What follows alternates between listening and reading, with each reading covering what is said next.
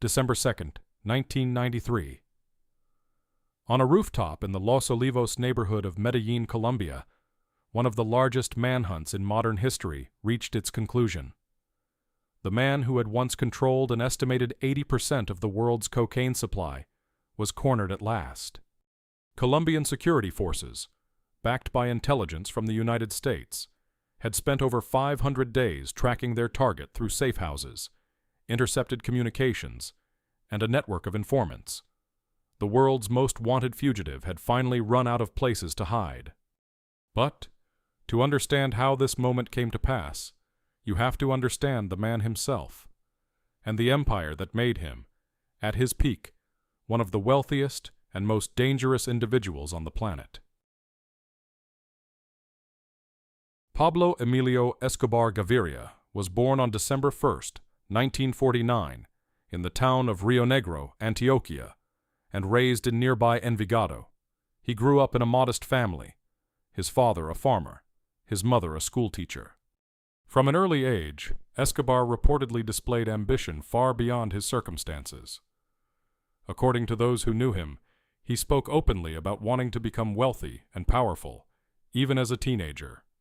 By his early 20s, Escobar had already turned to a life of crime. He reportedly began with petty smuggling and theft, before discovering the trade that would define his legacy and devastate millions of lives. What made Escobar particularly dangerous was his dual nature.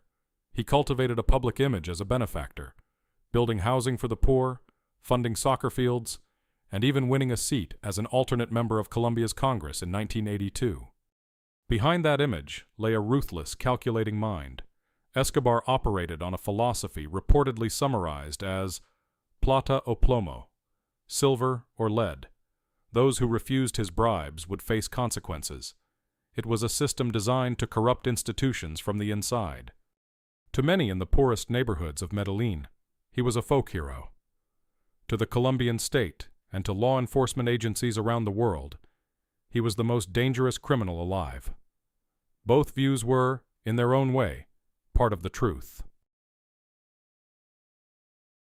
By the early 1980s, Escobar had built what became known as the Medellin Cartel, a sprawling criminal enterprise that controlled the production, transportation, and distribution of cocaine on a scale the world had never seen.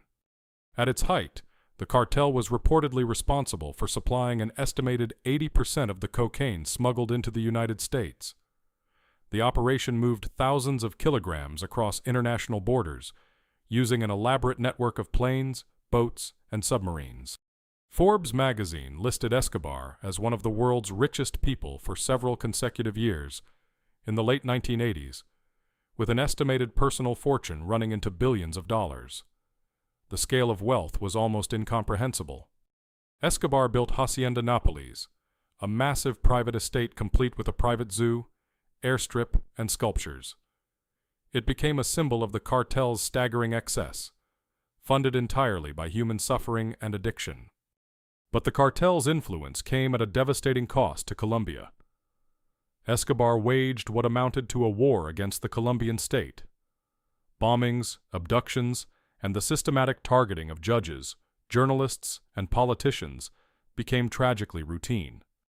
Among the most devastating acts attributed to the cartel was the bombing of Avianca Flight 203 in November 1989, which resulted in the loss of over 100 lives. Investigators would later determine the attack was allegedly ordered by Escobar himself. The cartel also allegedly orchestrated the targeting of presidential candidates who supported extradition to the United States. Luis Carlos Galán, a leading candidate who campaigned against the cartels, was assassinated in August 1989. His death shocked the nation.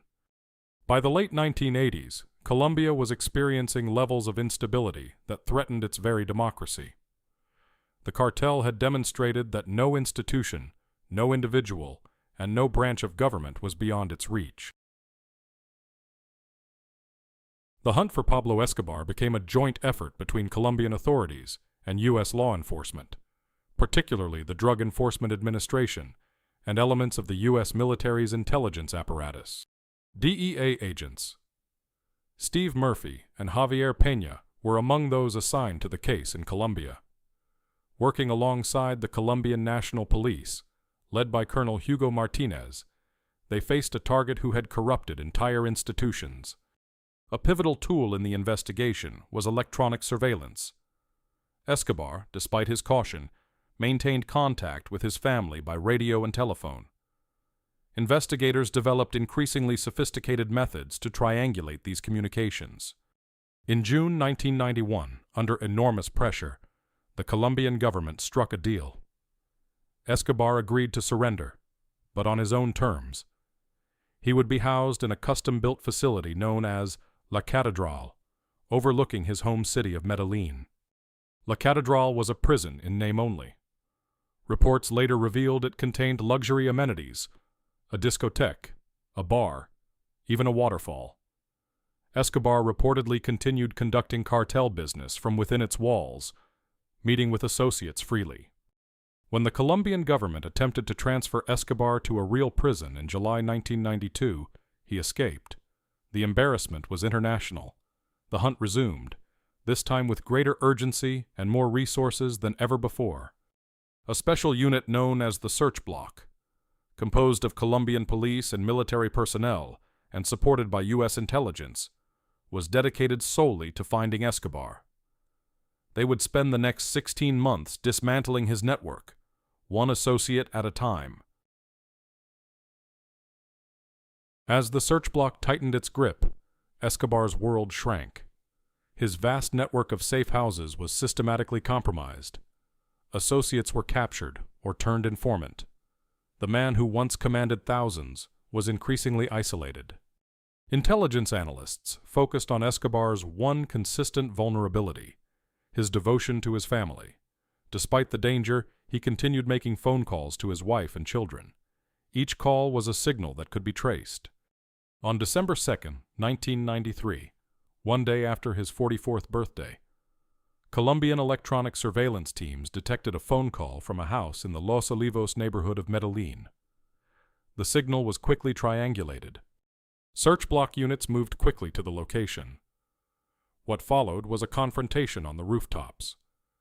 Pablo Escobar, the man who had eluded capture for over a year, who had terrorized a nation, was dead at the age of 44. The news spread instantly. In Medellin, reactions were divided. In the poorest barrios where Escobar had built homes and distributed money, there was genuine grief. In the rest of Colombia and around the world, there was relief. Investigators who had spent years on the case described a sense of exhaustion more than triumph. The hunt had consumed careers, destroyed families, and cost the lives of numerous police officers and officials who had stood against the cartel. With Escobar gone, the Colombian government turned its attention to dismantling what remained of the Medellin cartel. Dozens of associates were arrested, tried, and convicted in Colombian and U.S. courts over the following years. Key lieutenants, including the Ochoa brothers, Jorge, Juan David, and Fabio, eventually surrendered and served prison terms. Their cooperation with authorities helped reveal the inner workings of the cartel's financial infrastructure. The Colombian government also began seizing cartel assets. Properties, vehicles, artwork, and bank accounts scattered across multiple countries. Billions of dollars in illicit wealth were targeted for forfeiture. The extradition of cartel figures to the United States became a powerful tool. Facing the prospect of lengthy sentences in U.S. federal prisons, several high-ranking associates provided testimony that helped investigators trace global money laundering networks. But the fall of the Medellin cartel did not end the cocaine trade. The rival Cali cartel, led by the Rodriguez-Orejuela brothers, had already expanded to fill the vacuum. New organizations would emerge in the decades that followed. For Colombia, the reckoning with the Escobar era extended far beyond criminal justice. The nation embarked on decades of institutional reform, strengthening its judiciary, rebuilding public trust, and confronting the deep corruption the cartel had sown. The human cost of Pablo Escobar's reign is staggering.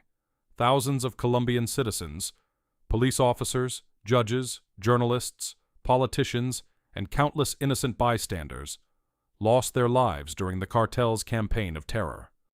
Medellin itself has undergone a remarkable transformation. Once considered one of the most dangerous cities in the world, it has invested heavily in public infrastructure, education, and social programs. The city has become a symbol of resilience. The Escobar case fundamentally changed how governments approach transnational organized crime.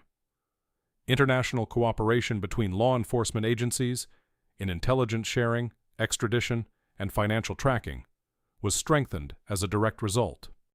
Today, the glorification of Escobar remains deeply controversial. While books, films, and television series have turned him into a cultural figure, many Colombians argue that this romanticization dishonors the thousands who suffered under his reign. The story of Pablo Escobar is not a story of glamour. It is a story of institutional corruption, of the devastating cost of the drug trade, and ultimately, of the painstaking, dangerous work of those who risked everything to bring one man's empire down. At the height of his power, Pablo Escobar reportedly spent an estimated $2,500 a month just on rubber bands to hold his cash. The fortune is gone. The scars remain. A new case drops every day. Subscribe so you never miss one.